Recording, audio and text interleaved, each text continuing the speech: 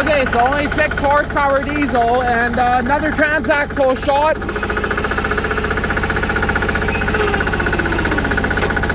I got forward gears.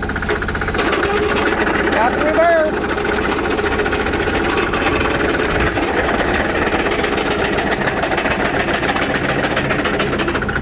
Yeah, she's not happy trying to use any reverse gears.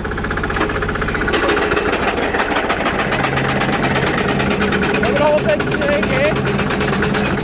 Yeah, she's a little bit hoppy in reverse.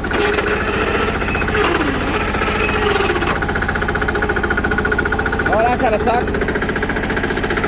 Huh. At the beginning, it was just popping out of gear, and I was able to hold it. My forward gears are all working.